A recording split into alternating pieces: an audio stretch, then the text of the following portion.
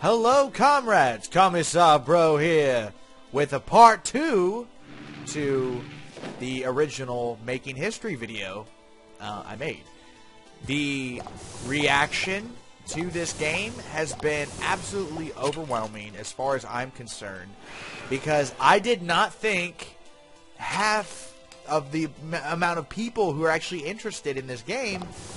I didn't expect such a good reaction, and it really excited me.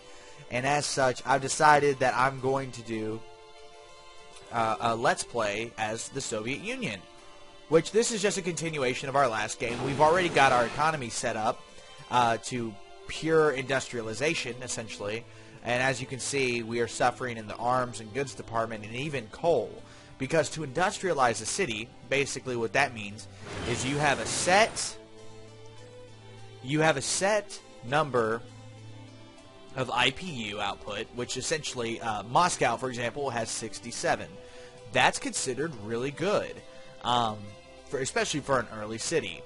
To give you an idea or comparison, the city right below it, which is Tula, only has 11.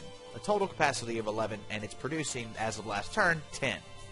So, you increase your industrial capacity by going basically to your build order screen and clicking like heavy industry, or if it says light industry, whatever includes industry in it is how you do it. And over a certain period of turns, it will increase and increase and increase.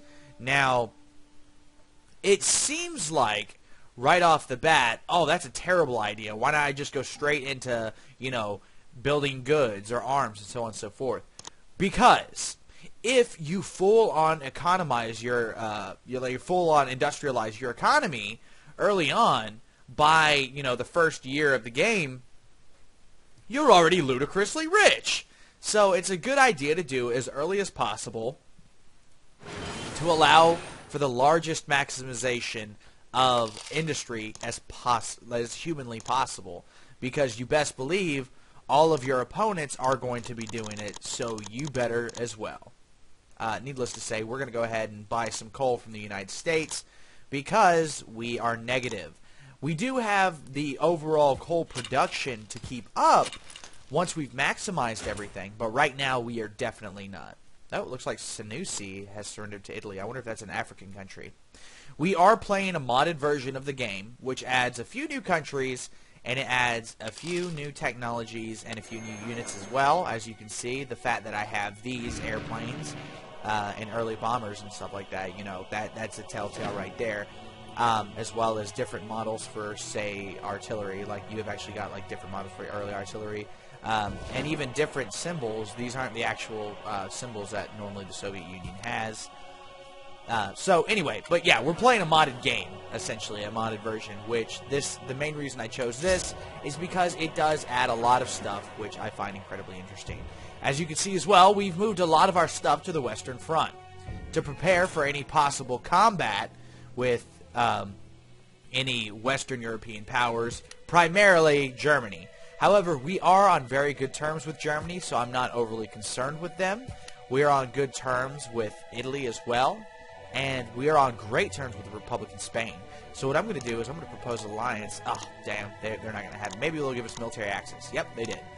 Now, this game isn't so in-depth that it simulates such events as, the Molotov-Ribbentrop Pact, between Germany and Russia, or even like the Lend-Lease Act that went on between the United States and the Soviet Union.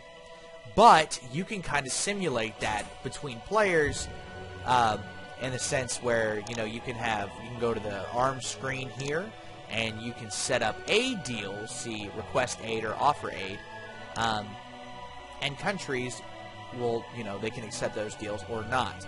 It's far more effective in actual multiplayer with real people, which, by the way, if anybody is actually interested in getting a multiplayer game going of Making History Gold Edition, this is Gold, not Common the Storm, I would be very interested in participating in that, or at least overseeing it, spectating it in this case, because I love this game. I love this little, this, not so much the Making History 2. I'm not a big fan of Making History 2, because I feel like it tried way too hard to ape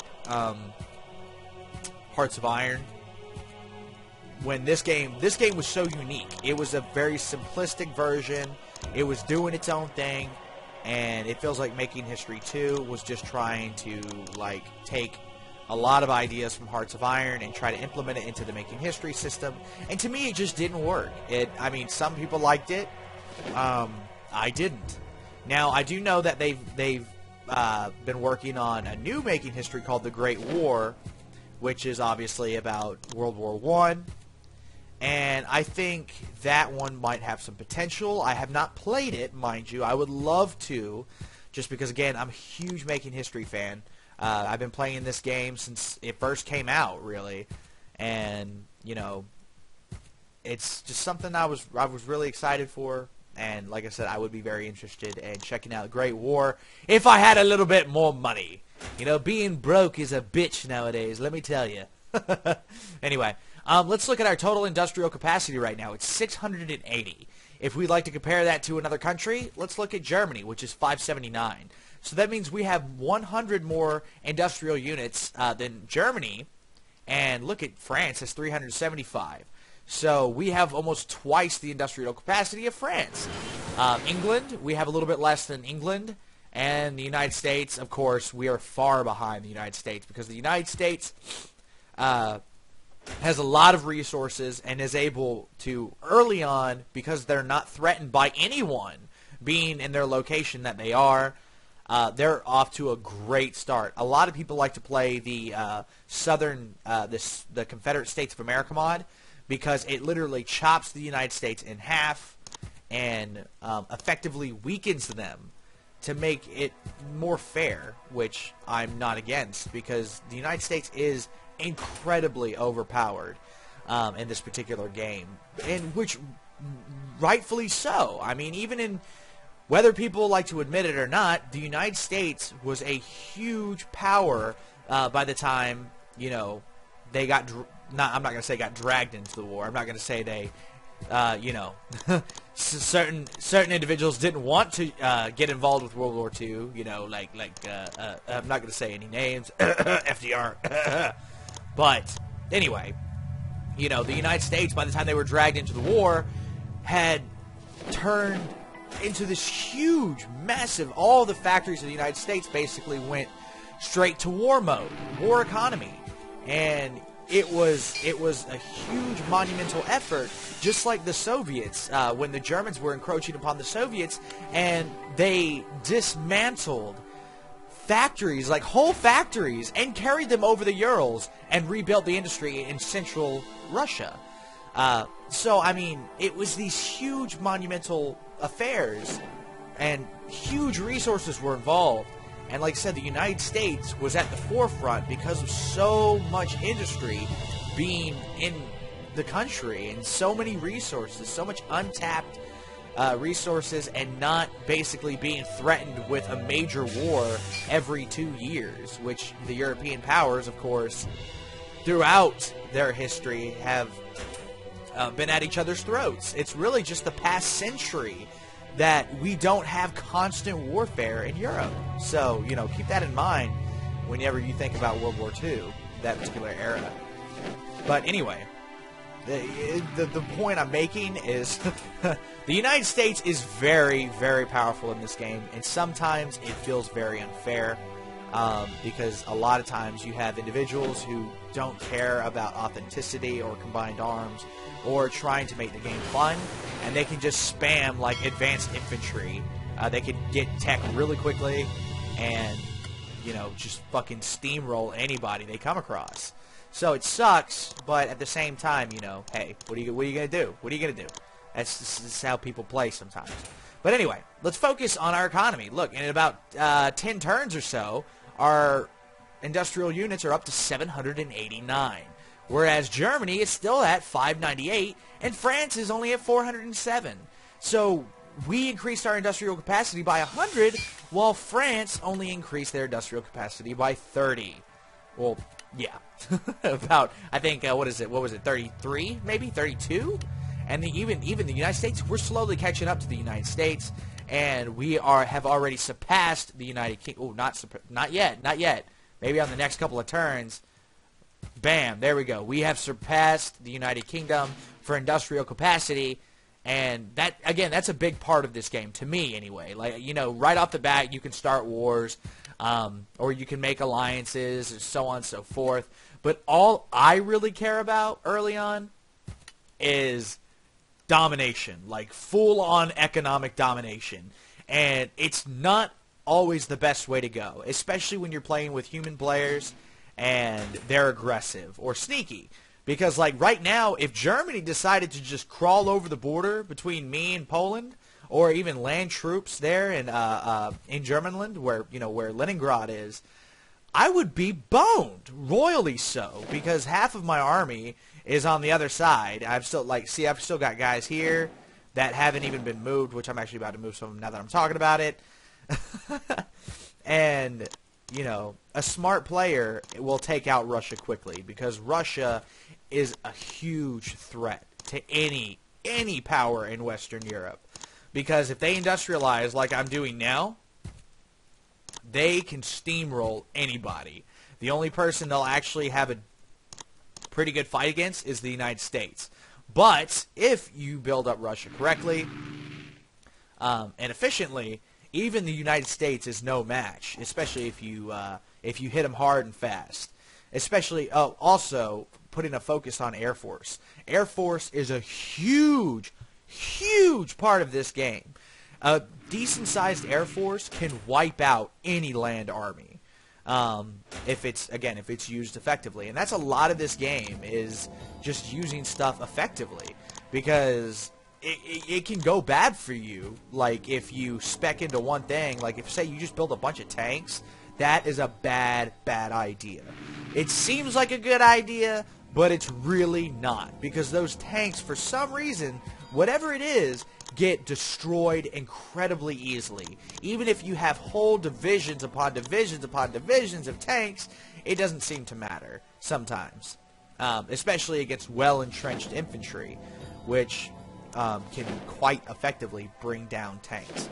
Now, I'm not saying tanks are useless, because they're not. Tanks can be the deciding factor of any battle.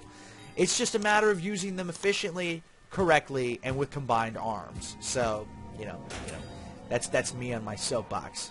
But anyway, let's look at our resources now. Again, we're going to need more coal. We might be industrializing a little bit too fast, but unfortunately, we have to make sure we stay ahead of Germany, because if Germany catches us, we are not going to be in a good place at all. And I'm actually going to go ahead and start buying oil from the United States as well. See, we still have plenty of money. I'm not too concerned about money. You don't want to start going into deficits, because it starts giving you penalties towards your IPU in percentage amounts, and it can really devastate your economy if not kept under check. So we're really off to a great start right now with heavy industrialization in many of our cities.